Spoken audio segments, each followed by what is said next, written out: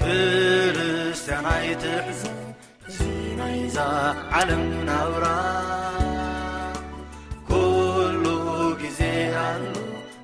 ሽግር ወይ መከራ ስለዚ ንቅድሚት ዓዮ መንገድኻ ናይ ዘለዓለም ጎይታ ኣይትሕዝኖ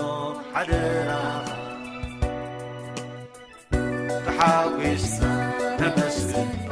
እቲ ተስፋ ዝሃበና ክወስደና ክመጽእ እዩ ናብ ሰማያዊት ቤትና